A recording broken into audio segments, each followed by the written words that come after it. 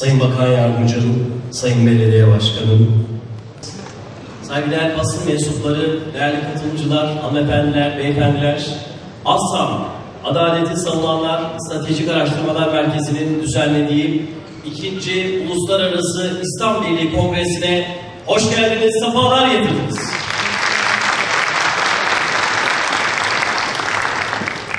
Öncelikle selamların en güzeliyle sizleri selamlıyoruz.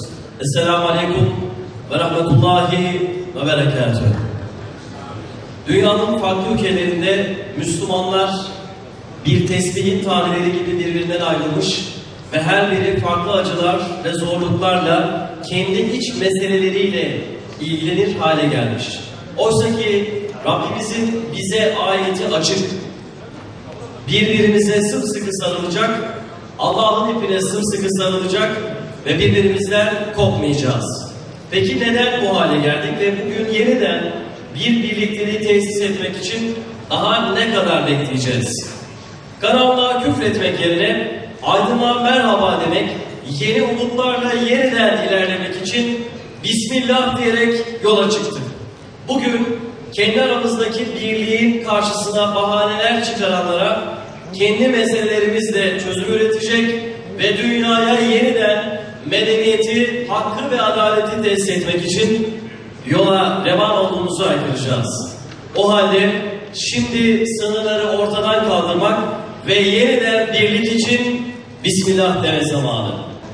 Kur'an-ı Kerim'i çok değerli bir isimden dinleyeceğiz. İlk kıblemiz Mescid-i Aksa'nın kurtuluşunu görmek, umut ve duamızla Mescid-i Aksa müezzini çok kıymetli hocamız Mecid Muahhidin Hıtmi hocamızı Kur'an tilaveti için huzurlarınıza davet ediyoruz. Tafadalım. Euzu billahi mineşşeytanirracim. Bismillahirrahmanirrahim. Ya eyyühellezîne âmenü ittakullâhe hakka tukâtihi ve lâ temûtunne illâ ve entum muslimûn. Ve'tesimû bihablillahi cemî'an ve lâ teferrakû. واذكروا نعمة الله عليكم إذ كنتم أعداء فألف بين قلوبكم. Her yıl biri icra edilecek şekilde Uluslararası Aslan İslam Birliği kongreleri planlanmıştır. Planlanan bu Uluslararası İslam Birliği kongrelerinin amacı, İslam ülkelerin ortak bir irade altında toplanması için gerekli müesseseleri ve bu müesseselerin tabi olacağı mevzuatlar hakkında karar vericilere bir hal tarzı sunmaktır.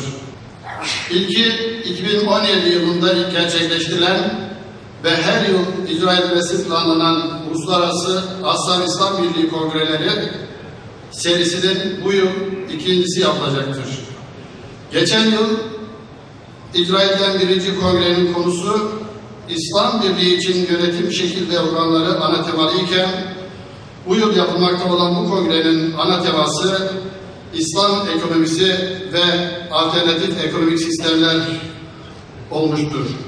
Bundan sonraki kongrelerde de İslam Birliği için savunma sanayi işbirliği, ortak savunma sistemi, müşterek dış politika, müşterek adalet sistemi, ortak asayiş ve güvenlik temalarının işlenmesi planlanmaktadır.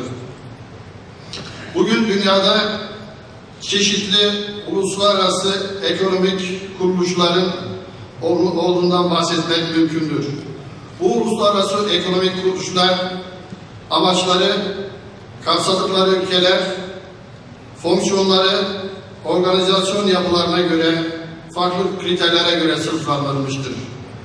Kapsam bakımından Birleşmiş Milletler çerçevesinde faaliyet gösteren, bütün dünya ülkelerinin girebileceği, bütün dünya ülkelerine açık, evrensel nitelikte üyelik için Birleşmiş Milletler'e üye olmasının yeterli olduğu kuruluşlar ile üye olabilmek için belli özelliklere sahip olmayı, bölgesel inanç, ırk, belirli ürünlerin ticareti ve benzeri özellikleri gerektiren kuruluşlardan bahsetmek mümkündür. Amaç bakımından işbirliği ve birleşme amacına yönelik kuruluşlar olabilir.